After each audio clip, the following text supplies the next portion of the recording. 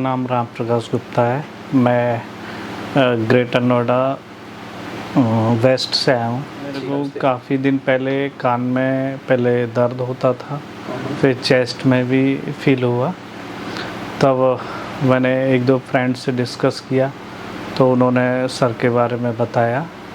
उसके बाद मैं फिर यहाँ पे आया था। ऑपरेशन होने के बाद मेरा दर्द भी अब नहीं होता, पेन वगैरह, और काफ़ी अच्छा फील हो रहा है पहले की अपेक्षा।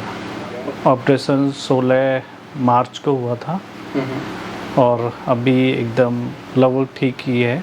अब बस एक वीक का ही मेडिसिन रह गया है, बाकी एकदम ठीक है। और ऑपरेशन होने के बाद 3 दिन बाद ही मैं खुद ही ड्राइव करके यहाँ पे आया था। और नमस्कार मित्रों, आज हमने बात करी राम प्रकाश जी से।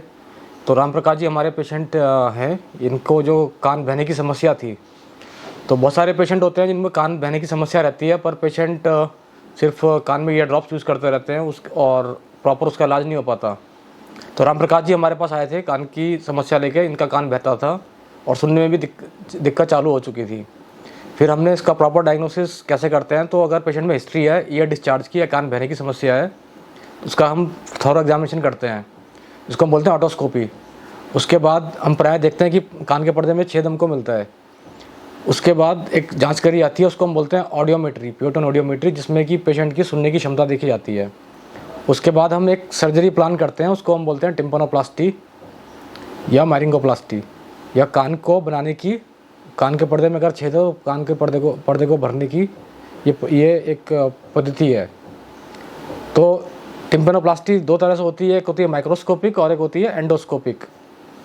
तो टिपिकली उसके बाद जैसे ही पेशेंट का कान सूखता है, 4 से 6 हफ्ते सूखा होना चाहिए, उसके बाद हम टिम्पैनोप्लास्टी कर सकते हैं। ऑपरेशन के बाद भी हम पेशेंट को कुछ हिदायतें देते हैं, जैसे कि कान के अंदर पानी नहीं जाना चाहिए, क्योंकि ये ग्राफ्ट है। हम क्योंकि ग्राफ्ट लेते हैं, टेम्पोरल डिस्फेक्सिया बोलते हैं उसको हम लोग, उसका हम ग्राफ्ट बनाते हैं। तो ये ग्राफ्ट अपटेक होता है, उस टाइम पेशेंट को कान में पानी नहीं जाना चाहिए, और आफ्टर 1 वीक पेशेंट नॉर्मल अपनी एक्टिविटी कर सकता है। राम प्रकाश जी ने तो तीसरे दिन ही अपना यहाँ काम पे चले गए थे अपना। और अगर सब चीज़ें फॉलो करी जाए पोस्ट ऑप में, तो सर्जरी बहुत सुगम तरीके से करी जा सकती है और पेशेंट सेटिस्फैक्शन रेशो भी इससे बढ़ जाता है।